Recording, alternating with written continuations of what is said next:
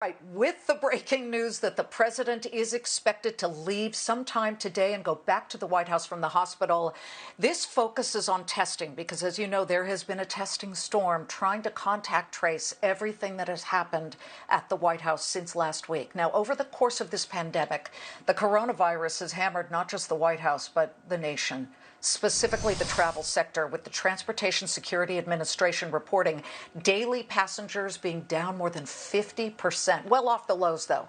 As airlines hope for more stimulus, the company that's looking to increase airport foot traffic by completely pivoting its business and offering rapid COVID-19 tests is XpresSpa.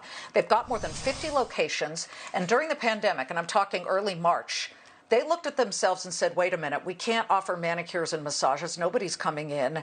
To survive, we have to pivot. And so what they did was they figured out how to transform their operations to COVID-19 testing centers.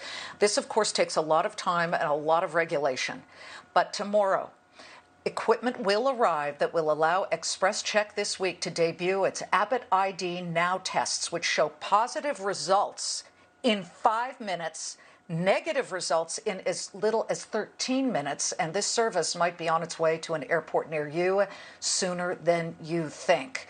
Express Group CEO Doug Satzman, in a Fox Business exclusive, has agreed to give us an exclusive look live from Terminal 4 at John F. Kennedy Airport in Queens. Doug, thank you for joining us.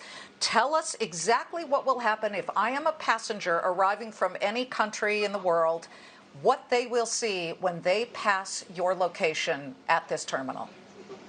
Great. Well, thank you, Liz, for having me back. Welcome to JFK Terminal 4. Pretend you just arrived from Paris and you want to see your health if you're a carrier. I'm going to take you for a tour to show you what that experience is like. So first you'd come to our unit here, and you'll see there's a place to queue. People can either get an appointment or they can do walk-up. So they would first come here. There's no waiting room. They get their temperature taken, and then they register. And then we come through. We take you back to one of our rooms. And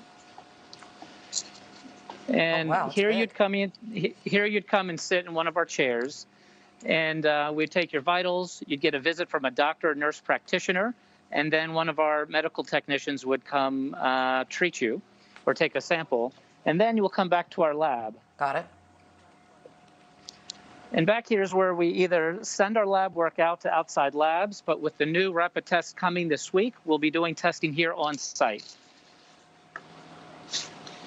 So here's our lab setup. And this is... And here's... Oh, wow. Okay. And here's where we're setting up with our Abbott ID Now analyzers. Test kits are coming this week, and we'll be starting by midweek.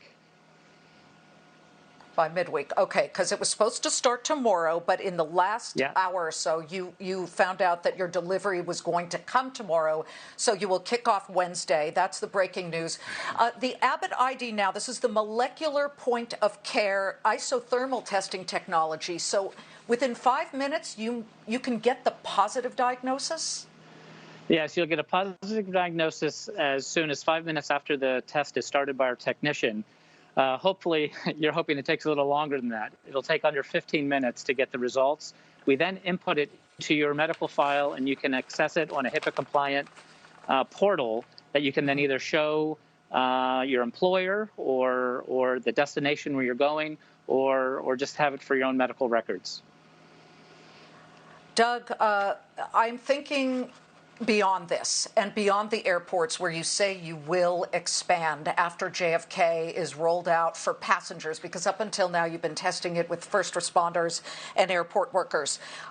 We could just look anywhere, USA, but let's look down 6th Avenue, which is lined in Manhattan with skyscrapers. Do you envision at any point going beyond just gates at an airport to lobbies, for example, in skyscrapers where 10,000 people work in any given building, and perhaps scale up that way? Is that sort of, as you look forward, having been at Starbucks for many years, expanding into Europe, you know how to open these things pretty quickly?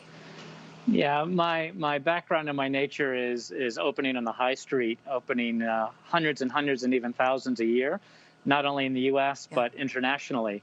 But right now, the greatest need is in the airports, and there's so much ahead. We have a full pipeline of airports that we're coming to. This rapid testing is particularly important.